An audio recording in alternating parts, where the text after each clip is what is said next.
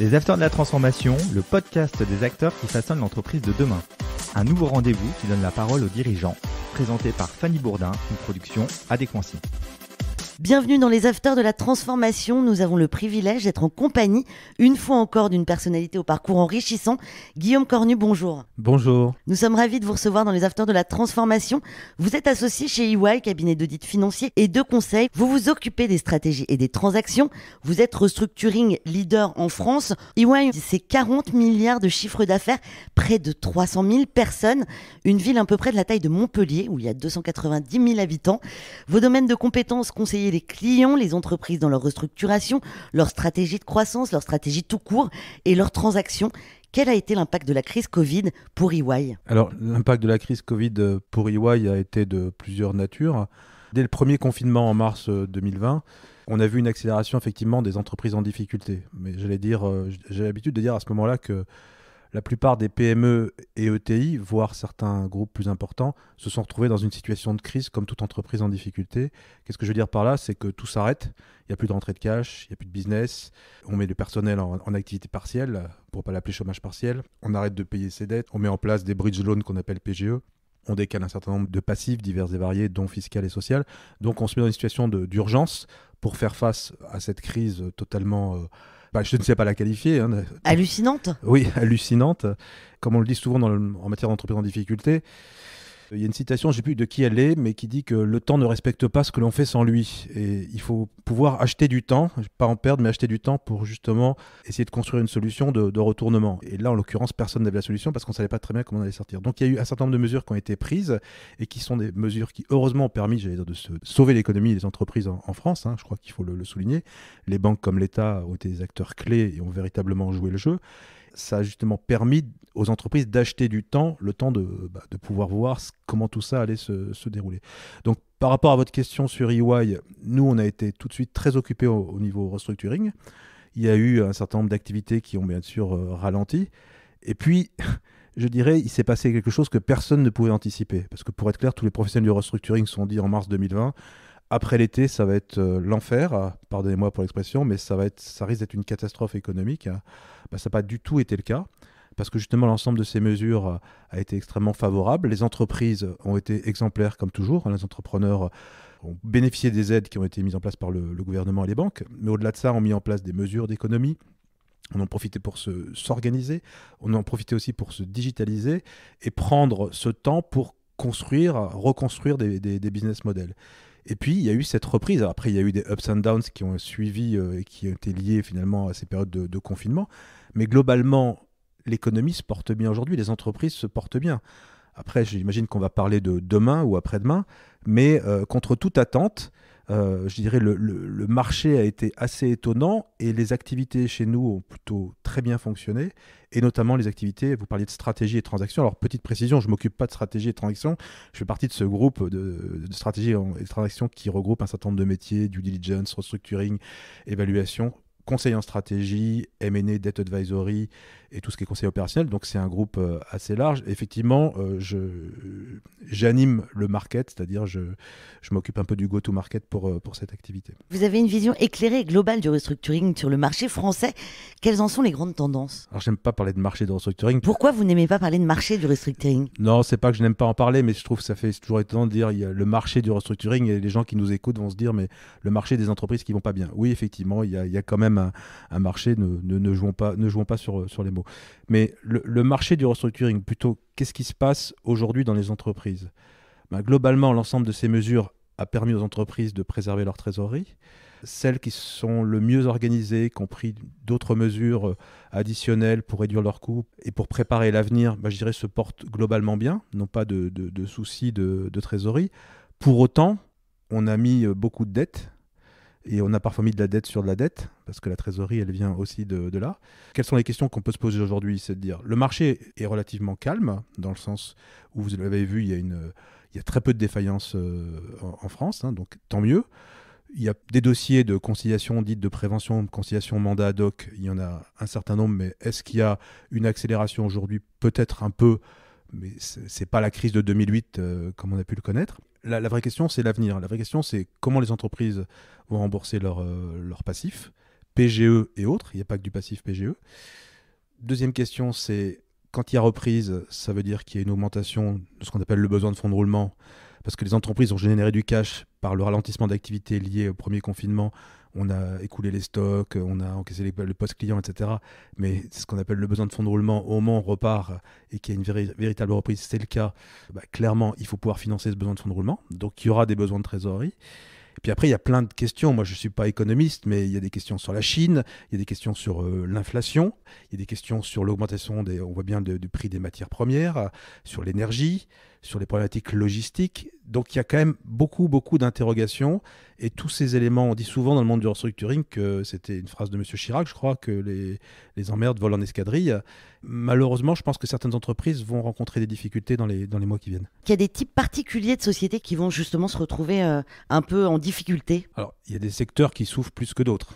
Donc, après, il y a eu aussi beaucoup d'aides qui ont été apportées à ces secteurs, mais et pas uniquement pour la crise. On peut penser à l'aéronautique, et on assiste déjà à des phénomènes de consolidation, parce qu'il y a beaucoup, beaucoup d'acteurs de petites entreprises, donc on va avoir dans un certain nombre de secteurs énormément de consolidation, et on en a besoin. D'ailleurs, la France a beaucoup de TPE, a beaucoup de moyennes entreprises, mais comparativement à nos voisins européens, je pense notamment à l'Allemagne, on manque de TI, de grosses ETI. Donc, quelque part, je disais aussi l'année dernière, j'avais été interrogé que je pensais que cette crise allait être aussi un accélérateur du Mittelstand à la française, c'est-à-dire de permettre à des entreprises de grossir, pas grossir pour grossir, mais pour avoir les moyens de se développer à l'international, de mettre en place les bonnes organisations, les bonnes structures, d'avoir accès à toutes les nouvelles technologies, etc., etc. Pour revenir à votre question, évidemment, il y a des secteurs qui souffrent, type aéronautique, l'automobile souffre, et malheureusement, et c'est pas que la crise, c'est aussi tous les changements de la transition écologique et tout ce que ça peut impliquer. Et quand on pense à automobile, on pense aux sous-traitants, donc, qui ont déjà souffert en 2008. Tout le retail souffre, tout le retail quel que soit, évidemment. On pense aussi à la mode, au textile, mais pas que. Donc les business models sont totalement à revoir. Puis après, je dirais, il y a toujours des entreprises en difficulté. Il y a des entreprises, ce qu'on voit aujourd'hui pour revenir au marché, c'est qu'il y a des entreprises qui rechutent. C'est-à-dire que ça se passe jamais comme prévu. Ça se passe rarement mieux que prévu, ça arrive, mais ça se passe jamais comme prévu. Et donc je sais qu'en ce moment sur le marché, il y a beaucoup de dossiers de rechute où on est obligé de se remettre autour de la table. Mais ce qui est pas illogique, ça a toujours existé, mais probablement c'est un peu la tendance actuelle. Dans quelles conditions et comment les équipes d'EY interviennent lorsqu'une entreprise est en retournement? Comment ça se passe? J'ai coutume de dire aussi qu'il n'y a jamais deux dossiers identiques, donc ça se passe de manière différente pour chaque dossier, mais il y a quand même des constantes.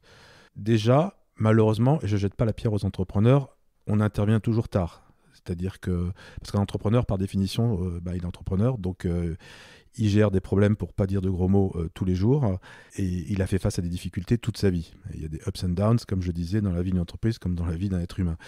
Pour autant, quand on intervient, c'est que le down, il est plus fort que ce qu'il a pu connaître, et donc on intervient tard. La première constante, c'est que quand on est en difficulté, à un moment ou à un autre, c'est la trésorerie qui va être impactée. Et donc, il y a souvent, pas tout le temps, mais la plupart du temps, une phase de gestion de la crise. On est souvent des urgentistes. Alors, on n'est pas les seuls. Nous, on intervient sur le plan financier. Il y a des avocats spécialisés qui interviennent sur le plan juridique. Il y a des mandataires de justice. Le CIRI, Comité interministériel de restructuration industrielle, ou d'autres organismes d'État peuvent aussi intervenir. Donc, ce qui est important de comprendre, c'est que la notion d'équipe est clé dans le monde de restructuring. Donc, nous, on intervient en équipe avec d'autres compétences pour entourer le chef d'entreprise et lui permettre de gérer sa crise. Gérer sa crise, c'est comment je fais pour passer en trésorerie. C'est-à-dire comment je fais pour acheter le temps, un peu ce qu'on a connu au moment du premier confinement, comment j'achète du temps pour justement me poser, faire le bon diagnostic, ça c'est clé, parce qu'il ne faut pas envisager des solutions si on n'a pas fait le bon diagnostic, donc faire le bon diagnostic, et ensuite construire une solution qui puisse permettre d'assurer la pérennité et qui va passer par plein d'aspects, de la restructuration sociale malheureusement, mais pas toujours, la restructuration financière, des cessions d'actifs, de l'entrée au capital d'investisseurs, de tiers, de la restructuration de dette, mais je l'ai déjà dit, etc., etc. Et donc EY, comment il intervient? Nous, on va avoir deux rôles. On va avoir un rôle de sécurisation de l'information financière. Donc déjà, pour la phase d'urgence, on va travailler sur les prévisions de trésorerie, voir quels sont les leviers qu'on peut identifier pour justement acheter ce temps qui va permettre de construire le plan pérenne, et donc aider le chef d'entreprise à prendre un certain nombre de mesures de gestion de sa crise à court terme. Ça, c'est la première phase. La deuxième phase, c'est, j'allais dire, de parfaire le diagnostic, parce que là, on intervient dans l'urgence, donc on va comprendre un certain nombre de choses, et puis encore une fois, on va être très axé sur le cash, et le cash à court terme. La deuxième phase, et c'est un travail collectif, c'est-à-dire que, bien sûr, il y a EY, il y a d'autres conseils, il y a les avocats, etc., mais on a besoin du manager, on a besoin de l'entrepreneur et de ses équipes, et il faut mettre tout le monde en board, il faut laisser personne sur la route, sur le chemin, et tout le monde avec le même objectif qui est de dire, il faut qu'on trouve une solution, sans se raconter d'histoire. Ça, c'est important aussi. C'est que malheureusement, on peut avoir tendance, et c'est humain, à voir les choses de manière moins négative qu'elles sont réellement. Et c'est pour ça que je dis souvent qu'il faut qu'on ait tous le même diagnostic. Et tous, évidemment, l'équipe autour du chef d'entreprise, des différents conseils, différents acteurs. Mais après, ce diagnostic, il doit être partagé avec les stakeholders. Il va être partagé avec l'État, si l'État est impliqué. Il va être partagé avec les banquiers, il va être partagé avec les investisseurs. Il peut être partagé parfois avec les salariés, souvent d'ailleurs. Et une fois qu'on a tous à peu près ce même diagnostic, on ne peut pas être totalement d'accord, justement, il faut qu'on construise un plan avec les bonnes solutions pour faire face aux faiblesses qu'on aura identifiées. C'est un peu les bonnes pratiques. Et comment justement on gère les collaborateurs ? La question, c'est comment on embarque une équipe dans un plan de retournement. Alors, est-ce qu'on peut mettre tout le monde autour de la table ? La réponse est non. Donc, il faut créer une task force autour du chef d'entreprise avec des personnes clés qui vont regrouper les problématiques de ressources humaines, qui vont regrouper les problématiques financières, juridiques, opérationnelles. Et encore une fois, c'est cette équipe-là, avec les conseils autour, qui va travailler sur le plan de redressement. Et donc ces collaborateurs-là, il faut qu'ils aient la même vision, ils aient les mêmes objectifs et qu'ils mettent la même énergie, la même détermination pour sortir le dossier. Mais on ne peut pas impliquer tous les collaborateurs dans la restructuration, ne serait-ce que pour des questions de confidentialité et pour préserver l'entreprise. Une vraie transparence, une vraie communication, est-ce que ce sont les mots d'ordre pour justement restructurer une entreprise aujourd'hui ? Petit 1, il ne faut pas se raconter d'histoire. J'insiste là-dessus parce que, encore une fois, on peut avoir tendance à se voiler la face par rapport à la réalité de la situation.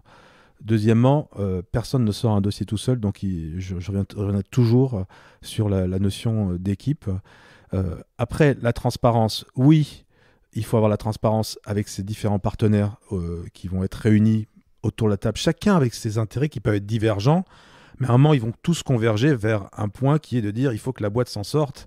Et après, il y a des efforts partagés. Ça, c'est aussi une notion importante en restructuring. C'est à un moment ou à un autre, il y aura des efforts partagés entre l'actionnaire, les créanciers, quelque part l'entreprise qui va être obligée de prendre des mesures un peu plus ou moins difficiles, c'est des actifs restructurés. Et puis la transparence vis-à-vis du personnel, je suis extrêmement favorable à la transparence vis-à-vis du personnel, parce qu'encore une fois, il faut embarquer tout le monde, mais elle ne se fait pas forcément en pleine crise.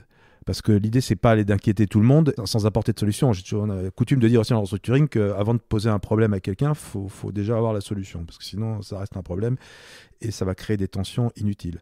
Donc, une fois que l'entreprise a bâti son plan, l'a discuté, a embarqué ses partenaires et qu'il y a un accord qui a été trouvé, c'est évident mais ça, c'est le rôle du manager, d'assurer une forme de transparence sans inquiéter, parce qu'il ne faut pas que les gens se mettent sur la réserve, il faut que les gens soient totalement engagés. Mais je pense que les gens sont engagés quand, effectivement, ils ont connaissance de la situation, de l'objectif, c'est-à-dire il faut la vision, voilà comment on va redresser voilà quelle est notre stratégie, voilà comment on va redresser l'entreprise, et on a besoin de vous. Mais c'est pas forcément pendant la crise. Vous pensez qu'il va y en avoir de plus en plus là dans l'avenir des sociétés en restructuration ? On s'est tous trompés, je l'ai dit tout à l'heure, on s'est tous trompés dans le pronostic. Maintenant, moi je fais du restructuring depuis 91. 91 c'était la guerre du Golfe, c'était une grosse crise, et puis une crise ça dure pas qu'un an. Après, il y a eu la crise des startups en 2000-2001, mais ça a été plus light. Et puis, on a tous connu la crise 2008. Donc déjà, il y a des cycles. Avant le Covid, on était déjà en haut de cycle. Donc après, les questions qui se posent, c'est que malheureusement, je pense qu'on ne va pas éviter, je ne sais pas si c'est une vague de défaillance, j'aime pas le terme vague, mais il y aura forcément une accélération des défaillances parce que toutes les entreprises ne vont pas pouvoir servir leur dette. Leur cash a probablement pour certaines été consommé. Et les mesures qui ont été mises en œuvre, elles ont permis d'acheter du temps, mais pas toujours de construire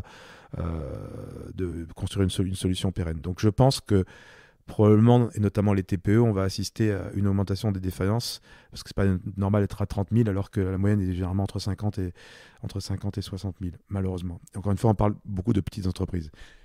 Donc ça, c'est un premier point. Ensuite, je vous le disais tout à l'heure, il y a un certain nombre de choses qui se passent et qui viennent d'éléments, j'allais dire, conjoncturels, qui viennent impacter les marges des entreprises. L'augmentation du coût de l'énergie, l'augmentation du coût des matières, les problématiques de sourcing, les problématiques de talent, de people qu'on connaît tous, c'est-à-dire et le Covid est aussi passé par là. Et les gens se posent probablement les bonnes questions, mais pour autant, beaucoup de secteurs rencontrent des difficultés pour recruter.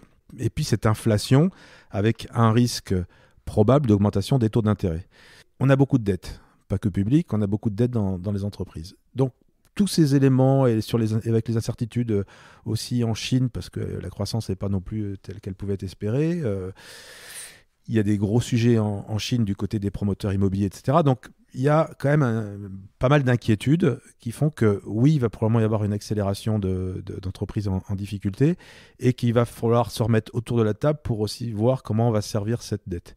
Et à ce titre, vous l'avez vu comme moi, il y a des dispositifs qui sont en cours de mise en œuvre, notamment pour les TPE avec l'aide de la médiation du crédit. Et puis, il y a également la loi de juillet 2020. Et on a déjà des dossiers en cours où, encore une fois, je n'aurai de cesse de prôner le recours à la prévention, c'est-à-dire au mandat ad hoc et la conciliation. Procédures confidentielles qui permettent à un entrepreneur de trouver des solutions avec ses partenaires. Et clairement, cette loi, notamment, alors, elle le permet en conciliation et également dans le cadre de procédures collectives, sauvegarde et redressement judiciaire, mais essayons d'aller plutôt vers la conciliation autant que possible. Cette loi permet justement de pouvoir reprofiler la dette PGE sans que les banques perdent la garantie de l'État. Et je pense qu'on va avoir beaucoup de dossiers comme ça. La fin des aides gouvernementales signe le retour ou l'émergence des fonds de retournement comme Equerre de Patrick Puy, Alandia, Aldebaran et autres, avec des levées de fonds records. Est-ce une petite révolution dans le domaine des entreprises en difficulté ? Les fonds de retournement, d'ailleurs, je pense qu'ils ne s'appellent pas fonds de retournement, enfin, ils n'aiment pas trop le terme non plus, c'est plutôt fonds situation spéciale. Fonds cachés, fonds secrets ? Non, je ne crois pas, au contraire, parce que c'est sûr qu'on n'aime pas parler un entrepreneur n'a pas envie de parler de ses difficultés, quelqu'un de malade n'a pas envie de parler de sa maladie. Pour autant, il y a eu, depuis que j'ai commencé d'ailleurs, et les différentes réformes, et tout le travail qui a été fait par les tribunaux de commerce, les présidents de tribunaux de commerce, les mandataires et les acteurs comme nous, justement de communication autour de la prévention et de faire en sorte que connaître des difficultés, ça fait partie de la vie de l'entreprise. Donc je pense qu'il y a moins de pudeur à avouer ces difficultés. Et puis comme tout le monde était en difficulté avec cette crise sanitaire, il y aura moins de pudeur et qu'encore une fois, on sera plus dans la prévention et l'anticipation. Mais pour revenir à votre question, c'est pas fonds cachés. Non, au contraire, s'il y a moins de pudeur et s'il y a plus de transparence, on a besoin de ces fonds. Ils ont eu mauvaise presse, pas forcément à juste titre, parce qu'on disait fonds vautours, fonds de retournement, ils vont profiter des difficultés, etc. Je pense qu'il faut les voir différemment. Il y en a plein dans les pays anglo-saxons qui ont différentes formes. C'est soit des fonds equity, private equity, soit c'est des fonds de dette et autres. Moi, je crois qu'il faut plutôt voir ça comme une opportunité de permettre à une entreprise de se redresser. Et une fois que j'ai dit ça, c'est évident que pour le chef d'entreprise, à un moment ou à un autre, son equity va être remis en cause, il ne va pas forcément pouvoir garder la majorité du capital, etc. Mais les fonds, ils ont besoin aussi des équipes. Et ils ne sont pas toujours à remplacer le manager existant, ça arrive fréquemment. Mais par rapport à ce que vous disiez, pour moi, ce n'est pas fonds cachés, c'est au contraire essayer de développer cette population de fonds de situations spéciales pour venir accompagner les entreprises dans leur phase de redressement et leur apporter des fonds et des financements auxquels ils ont pu accès, notamment avec les banques. Et reprendre une entreprise en difficulté, c'est quelque chose de compliqué. C'est pas une opération de LBO traditionnelle. C'est clairement très, très, très différent parce que, encore une fois, il y a beaucoup de choses à faire sur le plan opérationnel, sur le social, sur l'organisation, sur les opérations, sur le commercial, sur la stratégie. Donc il faut généralement tout revoir. Là encore, c'est un travail d'équipe entre le fonds et l'équipe dirigeante. Donc bienvenue à ces fonds. Et puis surtout, arrêtons de penser que c'est des fonds vautours où il n'y a que des gens qui veulent faire un coup derrière. Évidemment, un fonds, par définition, un fonds va chercher de la rentabilité pour ses investisseurs, mais c'est des vraies solutions. Et d'ailleurs, je sais que l'État, le gouvernement, la BPI cherchent à développer plus d'acteurs en la matière. Merci Guillaume Cornu pour cet entretien. Merci d'être venu sur le plateau des Afters de la Transformation. Merci à vous. Retrouvez l'intégralité des épisodes sur toutes les plateformes de podcast. À la semaine prochaine. Les Afters de la Transformation, Une émission à réécouter et à télécharger sur adéquancy.com et toutes les plateformes de podcast.